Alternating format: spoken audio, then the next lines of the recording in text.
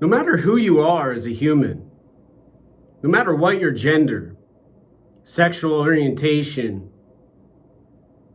and political affiliations, when a person takes over awareness and uses their voice not as a sound, but as a weapon, a tactic, a strategy,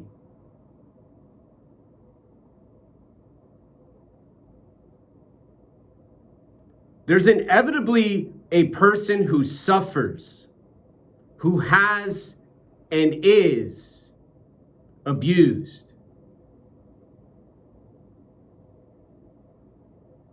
And unfortunately, there's always those disorders where people talk and talk and talk and talk. But what's different and where the difference happens has to do with time and intentional decisions and choices to cause disruption. Nobody can avoid with how a brain has neurons, synapses, and anatomy. There's an amygdala and emotions, there's a prefrontal cortex, there's hallucinations, and there's restraint. There's attention and concentration and focus. However, as an example now, within mental health, when there is a person who claims to know that their psychic ability hears the thoughts of their neighbors and knows what that person who has confusion needs, and does their work secretly and mysteriously, then there's a tragedy unfolding, and there's probably a suicide ready to happen when a 10-day notice for the person abused who screams out, "Leave me alone," who yells, "I don't want your abuse, I don't want your vagina."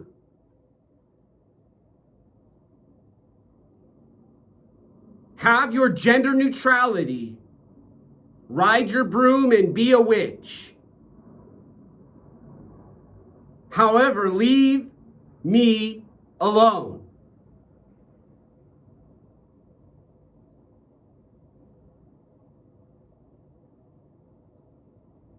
So far, I have been the wolf who's been cried and pleaded as a problem for sweet old Cherry next door,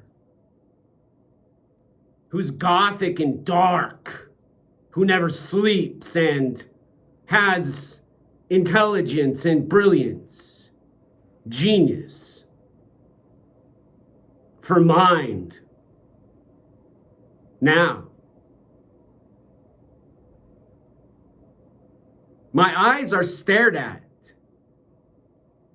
as a process Cherry solves in 509 now. My reluctance to do what the drug addict from AA says will protect my behavior and addiction need having voices in my head, hallucinations in my mind, claimed in their book of science fiction to be solved by aliens and UFOs now.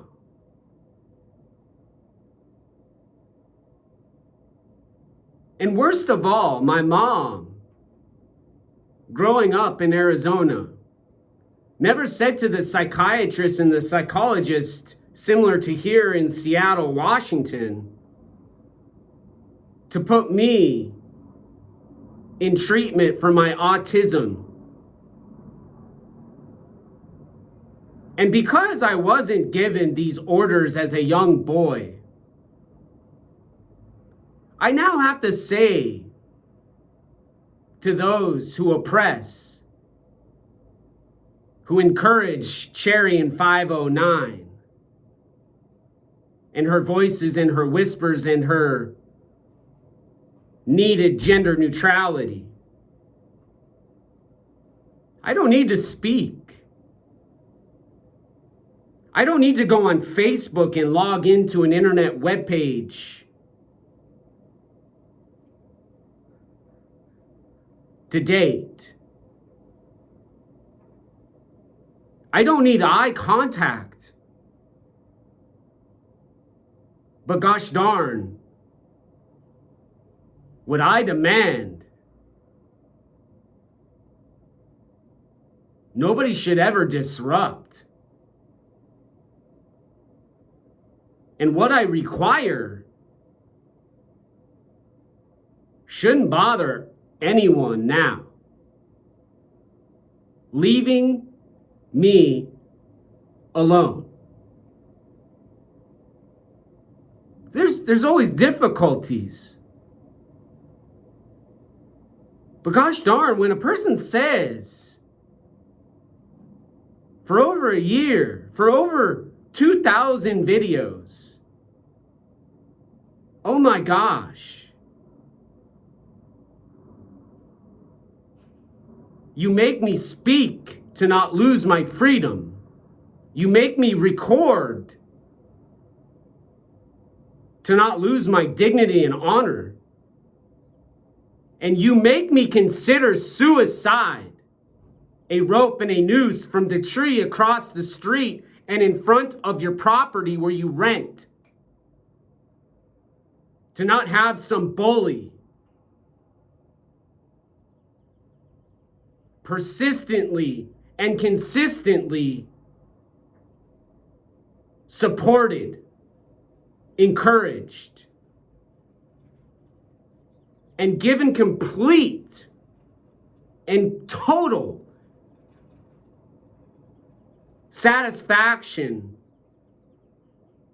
from what they're doing and what they're not acknowledging.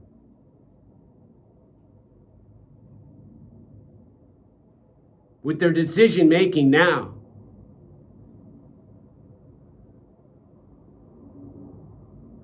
My social worker counselor who didn't call, didn't explain why they didn't keep their appointment with me that they had months ago now, who's the manager of this building where I live now.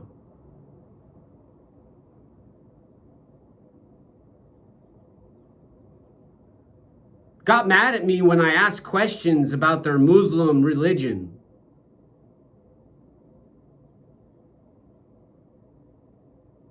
Inquisitively trying to learn more. Frustrated with me, disgusted. Not shutting up and being silent when they stood with their breasts and their titties and their hijab and their female gender neutral counterpart, coworker, colleague, when I was singing during a coronavirus pandemic now. Standing next to graffiti they don't have removed. With a word involving duality, violence, and suffering.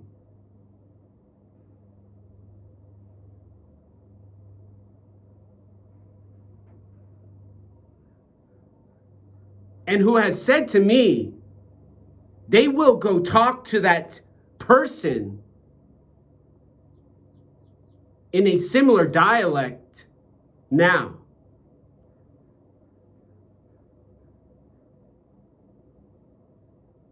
But when I speak and my voice exceeds their hormone limits set by 509 and graffiti artists,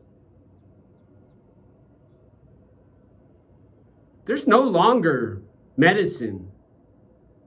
There's no longer doctors, staff, professionals.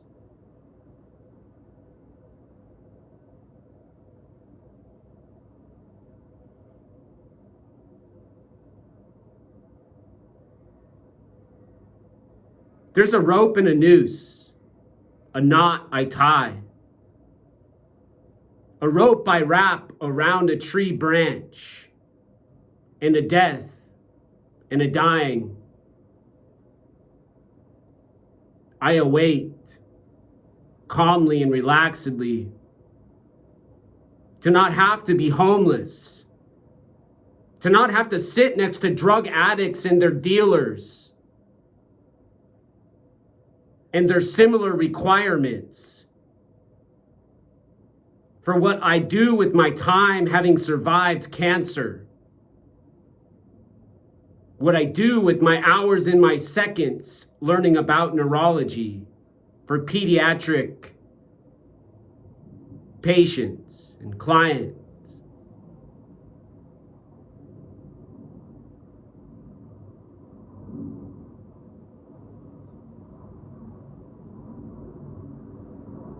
And the stickers and parts of an ashram I built, I made for veterans.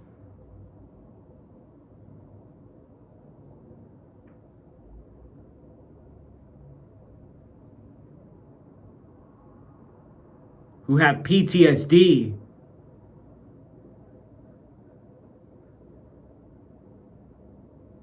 physical limitations,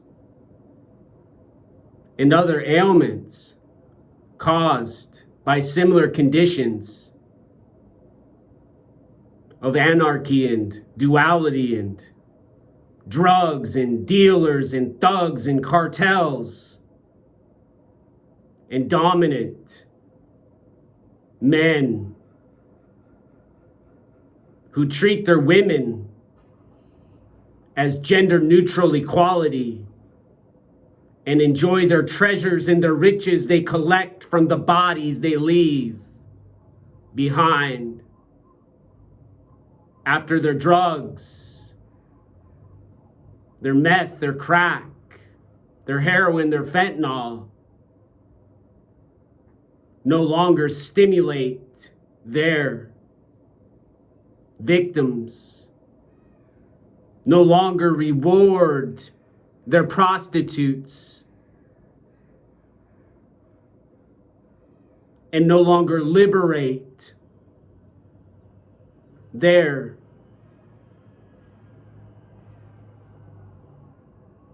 objects now.